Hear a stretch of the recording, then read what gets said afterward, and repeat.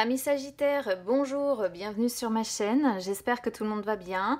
On se retrouve pour aller faire un petit tour d'horizon de votre année 2021, donc ce sont des énergies générales, ça ne pourra pas concerner tout le monde, mais voilà, je le fais quand même. Alors, pour les personnes qui ne connaissent pas encore la chaîne, je tire les cartes du tarot avant, tout simplement parce que j'aime que les cartes sautent, j'estime que le tarot envoie les messages les plus importants. Et du coup, voilà, je vous épargne ce temps d'attente. Surtout pour une année entière, ça a été particulièrement long. Donc, pour les personnes également qui me suivent sur les réseaux sociaux, Instagram ou Facebook, vous le savez, je m'intéresse à l'astrologie. Et là, cette année, l'année 2021 est annoncée comme une année particulièrement renforcée du côté de la dualité. Donc, dualité, ça peut être vis-à-vis de vous-même, les hésitations, les choix, etc. Ou ça peut être dualité avec les autres. Donc, il y a certains signes qui sont très impactés, d'autres un petit peu moins. On va voir si ça va être votre cas. On y va, c'est parti avec déjà votre mois de janvier. Alors, on commence avec la lune, la reine de coupe en inversé et la reine de denier. On commence l'année ici quand même avec des angoisses, avec de l'anxiété, avec de la peur. Mais on est sur des personnes qui vont essayer de cacher ce qu'elles ressentent. Hein. On sent des personnes psychologiquement quand même fatiguées ici, peut-être assez tristes aussi. Je pourrais presque comparer ça, si vous voulez, au coup de blues d'après-fête, avec donc des humeurs qui peuvent fluctuer. Hein. Là, la reine de coupe en inversé parle d'humeurs changeantes et la lune parle de fluctuation. Donc on est vraiment là-dessus. Il peut y avoir du stress, comme j'ai dit, de l'anxiété, des angoisses, des peurs. Mais on sent des personnes qui vont cacher ce qu'elles ressentent et qui vont se blinder. Voilà. Et vous allez vous occuper de vous, malgré tout. C'est-à-dire que là, la reine de denier montre que vous allez vous occuper de vous, vous allez essayer de vous sécuriser pour pouvoir sortir de ça. Vous allez essayer de créer un nouvel équilibre, en fait, je pense, pour sortir de ces énergies-là. Ou alors, ça peut être tout simplement cette reine de denier que l'on sort, une personne qui va vous apporter un soutien affectueux aussi. Bon, ça c'est pour le mois de janvier.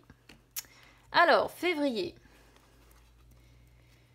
Valet d'épée, 3 de coupe et roi d'épée. Alors, le valet d'épée, c'est un personnage qui a des idées innovantes, qui bavarde beaucoup, qui est enthousiaste, qui commence aussi quelque chose de nouveau, mais c'est quelqu'un, avant tout, qui aime partager ses idées, qui aime travailler en équipe. Et on a le 3 de coupe qui sort ici, qui parle également de créer ensemble. Alors là, le 3 de coupe, c'est l'amitié, c'est le soutien des proches, c'est une vie sociale riche. Donc il est question peut-être d'idées innovantes ou de partager ses idées ou bien vraiment de travailler en équipe, de créer quelque chose en tout cas avec des personnes qui vous entourent. Donc je vous dis, soit c'est en amitié, créer de nouvelles amitiés, pourquoi pas, soit c'est vraiment créer quelque chose ici avec les proches, soit ça concerne tout simplement votre vie sociale. Il va peut-être y avoir beaucoup de communication, beaucoup de bavardage ici et d'enthousiasme sur ce mois de février. Et avec le roi d'épée, vous allez être... alors, moi je pense quand même qu'on est sur la création de quelque chose, hein, d'une idée, on va avoir une idée ou bien on va travailler en équipe ici sur quelque chose. Pourquoi? Parce que le roi d'épée nous montre quelqu'un qui agit avec intelligence, qui agit avec justesse, qui agit avec discernement, quelqu'un qui sait être dans la maîtrise, mais surtout, ce roi d'épée représente un leader. Et je pense que vous allez ici travailler en équipe avec des personnes qui vous entourent, peu importe le domaine, mais c'est vous qui allez être en position en fait de leader. Bon, ça c'est pas mal, beau mois de février quand même. Bavardage, du soutien, etc. C'est plutôt positif. Alors, le mois de mars, les amoureux en inversé, le 8 d'épée en inversé, le 6 de coupe en inversé. Je précise quand même que je remets toujours mes cartes à l'endroit. Hein, donc quand elles sautent, je les prends vraiment dans le sens dans lequel elles sautent. Alors, là, l'amoureux en inversé montre que au mois de mars, il va peut-être y avoir un manque de compréhension quelque part, qui peut amener peut-être, pourquoi pas, quelques disputes ou un petit peu de jalousie.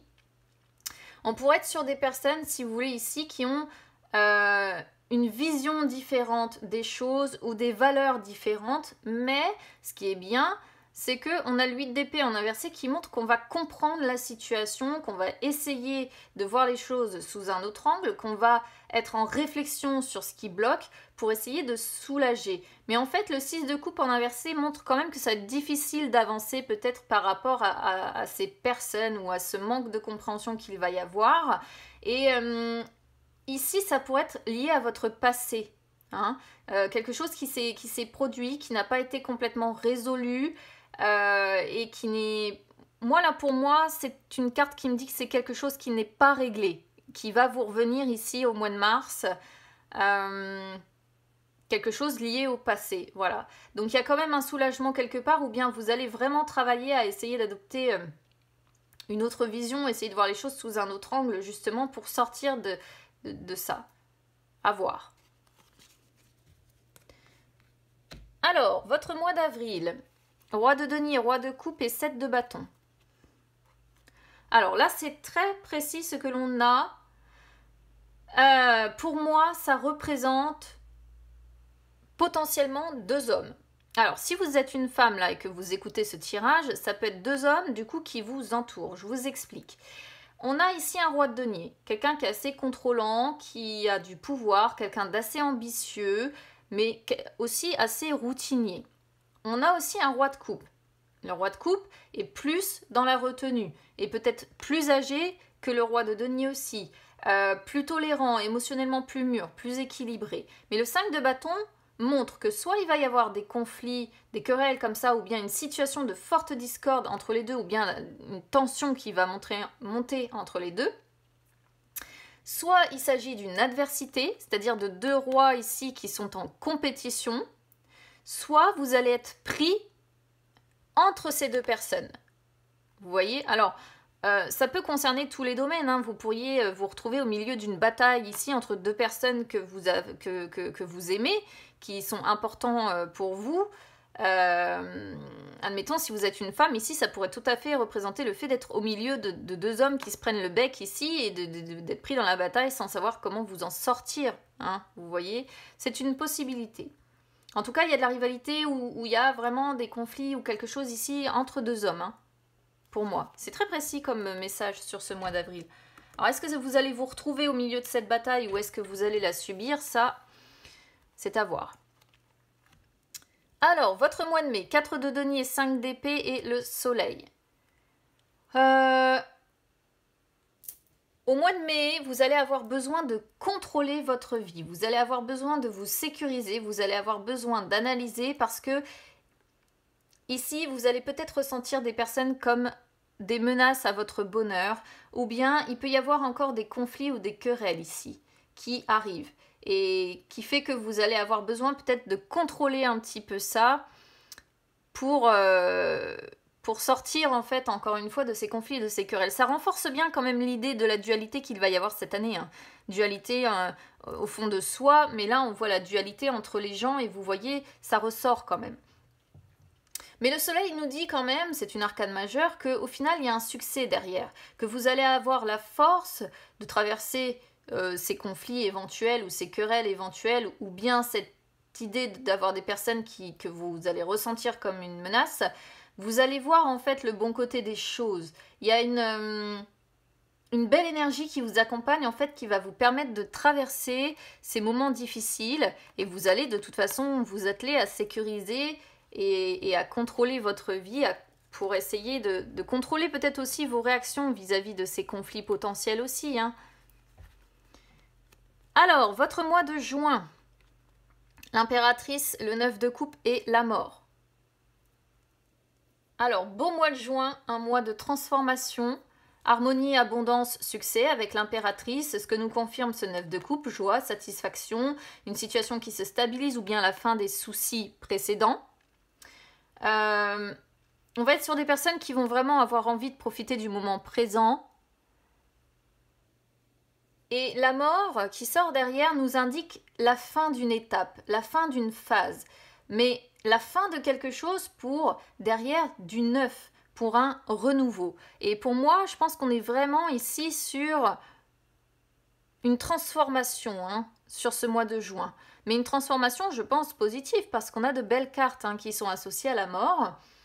il va y avoir quelque chose qui va prendre fin, mais et qui va vous permettre un renouveau.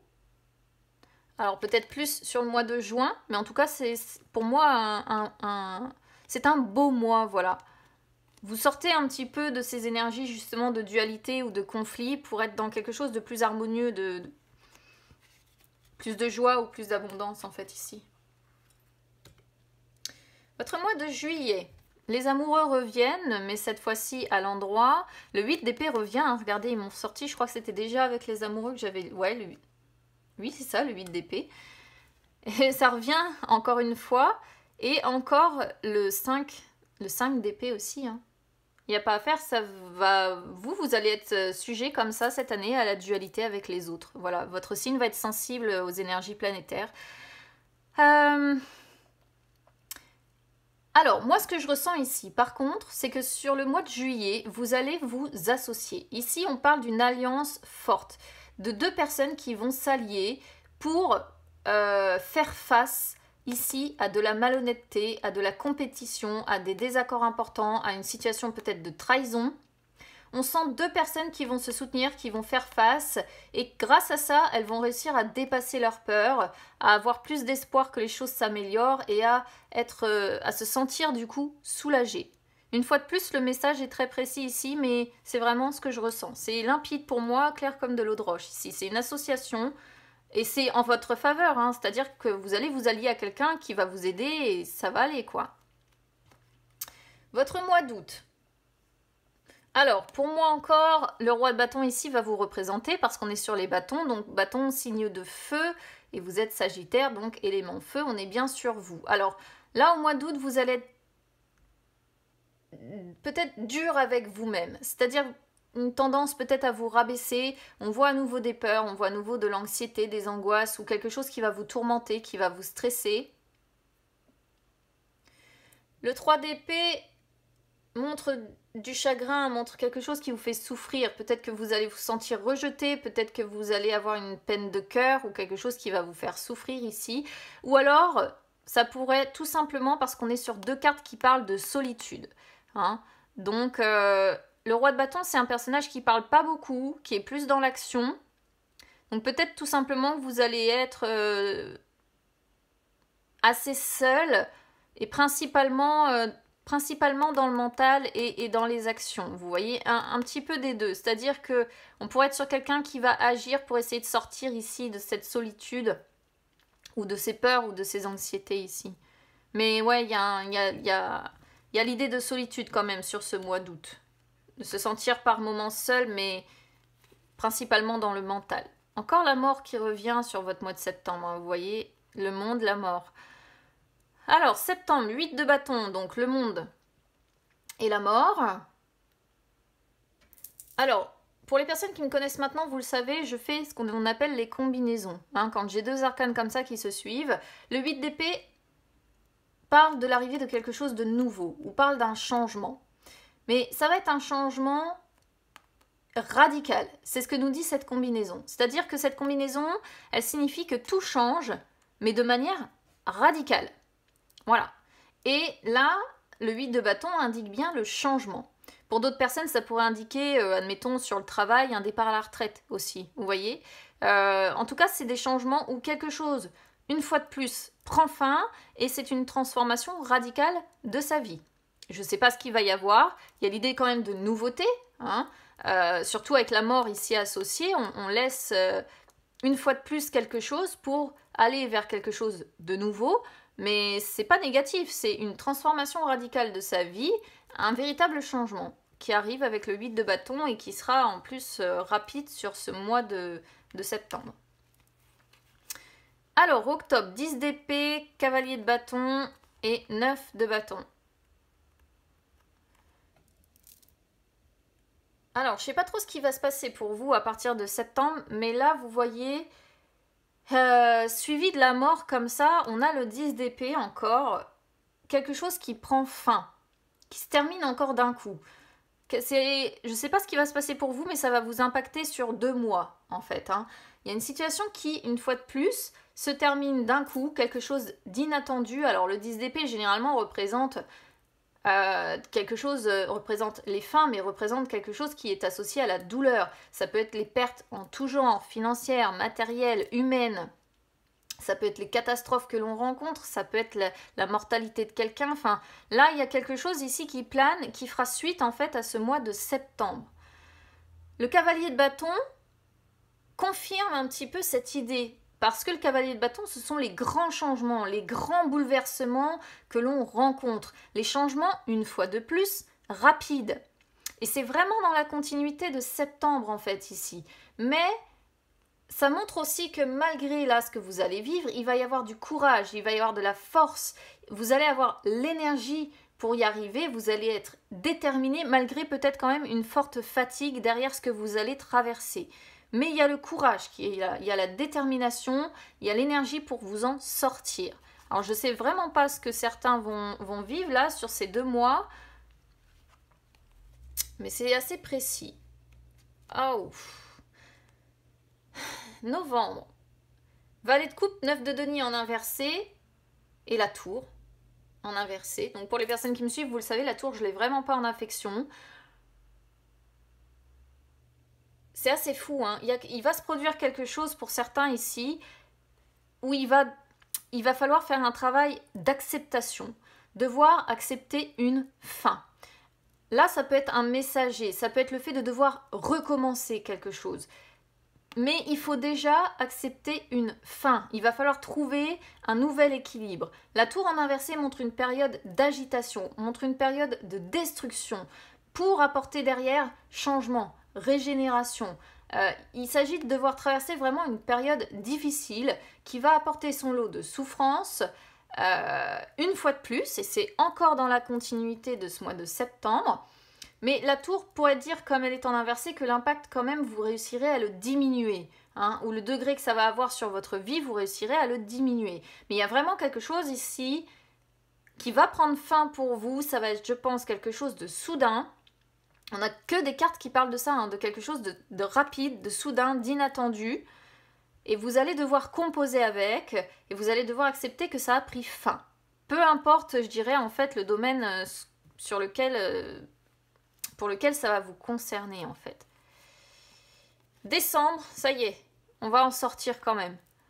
Décembre, on a le magicien, on a le 3 de denier, on a le 6 d'épée. Vous allez aller de l'avant, vous allez lâcher prise, vous allez vivre au jour le jour, je pense. Peut-être être entouré d'amis, pourquoi pas, de famille. Parce qu'on a le 3 de denier et le magicien représente l'ami qui est de bonne compagnie. Le 3 de denier représente le fait de s'unir à d'autres, représente la famille qui nous entoure, représente les encouragements que l'on reçoit à persévérer, représente aussi une meilleure harmonie. Le 6 d'épée montre encore qu'on ne sera pas complètement sorti de ce passage pénible. Mais il est encore question, je suis désolée, mais il est encore question de recommencer à zéro, de quitter vraiment une situation difficile, et on est sur des personnes ici qui vont se sentir obligées d'aller de l'avant, qui vont se sentir obligées de progresser dans leur vie, qui vont se sentir obligées d'accepter cette fin-là que l'on voit sur les mois précédents. Et pour ça, il est question de vous allier à d'autres personnes, de vous entourer d'autres personnes, et d'utiliser, si vous voulez, toutes les cartes que le magicien a dans ses mains pour y arriver. C'est vraiment très précis comme message ici.